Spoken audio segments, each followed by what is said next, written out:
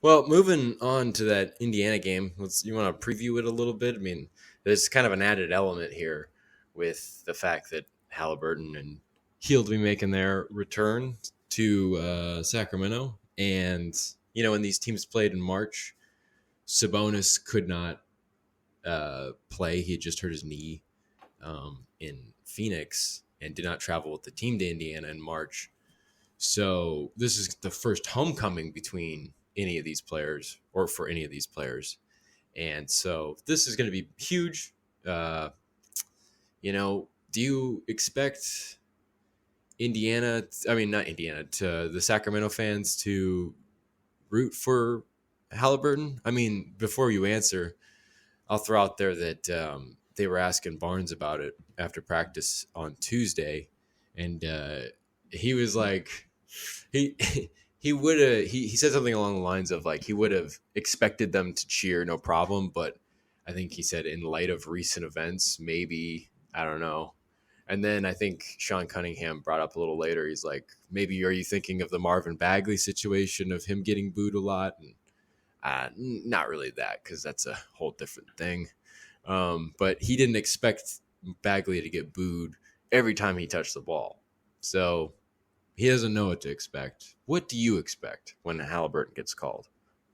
When Halliburton gets called, the Kings fans are gonna go crazy for him. They love Tyrese Haliburton. They love him, and nobody wanted him traded. I don't like. I'm not saying like I'm upset with the trade, but I love that guy. I was a little upset when he got traded, even though it was for the greater good, right?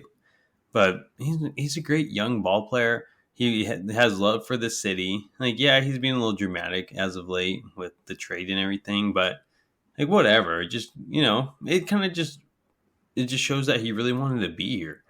But no, Kings fans love that guy. Um, they're going to go crazy for him, and it's going to kind of end there. They're not going to be rooting for him during the game. They're going to give him his standing ovation, and then he's going to play in the game. But they're not going to boo him when he gets the ball like Bagley. They'll Yeah. just root against him like any other, player. So that's my.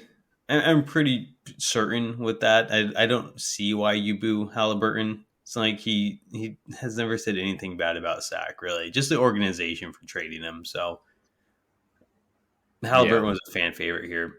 People still really like Halliburton. Like that trade has not, it's still there's still a lot of talk about it, and a lot of people saying they still wish they had Halliburton. So I don't think those people are right, but there's still a lot of love for Halliburton in Sacramento. I bet there always will be. Really, he was traded so early in his career, and he showed so much promise. Obviously, and he's continuing to show why he's going to be a really good player in this league. But yeah, the Halliburton's going to get a big applause once his name's announced by Scott Moak. So it'll be cool to see. I hope they show it on TV. But what do you think? Do you think I'm wrong? I think Buddy might get booze if that makes you. Well, That's we'll talk says about anything. Buddy, but Okay. I think overwhelmingly it should be people cheering. I think there might be an element of people that maybe just won't cheer. I don't know. I mean, like maybe they're bothered by things, but you're exactly right. He never said anything about the fans. He said nothing but good things about the fans, and everything that he said about the organization is just his opinion. And I mean, aside from when he said that he was part of a losing culture, I mean that was just undeniable. That's changing now, but now that he's gone, but not because he's gone, but incidentally, so I guess. But there's nothing to hold against him, and I don't expect anybody to really. There's not going to be any animosity towards him, except in that competitive sense, I guess, like you said. And for that whole kind of drama, I guess, that's been kind of stirred up as of late, I guess. Um, I think we said this maybe a week or two ago, but um, maybe with Halliburton coming in, getting the innovation from the fans, seeing the Kings play well, maybe even win the game. I don't know, knock on wood, Kings fans. Um, and like you said, all the other stuff, seeing the beam get lit, things like that. Like maybe that would change his perspective to kind of see it from kind of the perspective that I kind of think is the way it is, which is that both teams have benefited. That this made a lot of sense. That you're not some freaking song that someone skipped or whatever you said. That's not the case at all. It's just and the realization that you as a person needs to take a step back and realize the kind of numbing kind of reality of business, that's just the way it is in the game, and you just can't take offense to it. So hopefully he can kind of gain that perspective, and I think he should. Even if the Kings lose, I mean, like you'll see the Kings compete, play well. They have competed and they've been in every game that they've been losing, for the most part, except late in that Boston game. And it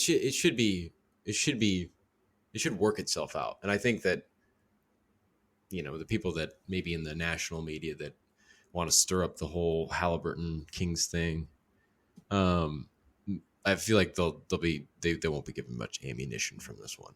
So it should be good, right? Yeah, and you know what? Like, kind of something I've always thought about on this situation. I haven't really said anything. Is that if there's anywhere you'd want to be traded because but you really love Sacramento, it's like that'd be Indiana, right? Like, it's kind of like a smaller. I mean, Indianapolis is a bigger city, right? I don't know. I mean, I don't know how big it really is, but like I heard Indiana fans are nothing but great fans themselves. They love their basketball. And it's probably helping out right now that they're the fourth seed in the East right now. So that's probably helping him get over being traded from basketball hell. I mean, it's kind of turning around now, but I get he wanted to help, but he has his own team. He's leading them well. They have their own great fans, and I'm surprised he's still not over it. Kind of just based on those things right there, but.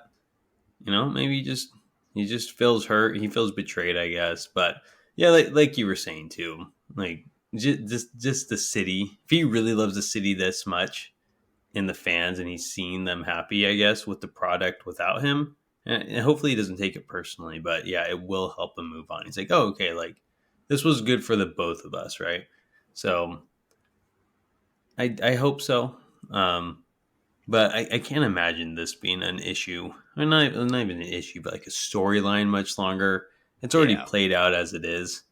And, it's going to come with maturity with the kid as well. And he's going to look back one day and it's like, God, that was dramatic. Like, it's just like one of those things you think of in the middle of the night where it's like, God, remember when I posted that story about the Kings and how it was that song about being skipped, but now everyone loves it. Like he's gonna feel embarrassed about that, right? So he's young and I guess he just feels betrayed. Really, so he got broken up with. No one likes being broken up with. So it'll subside soon enough. But hopefully tonight's an eye opener for him and help him take that next step.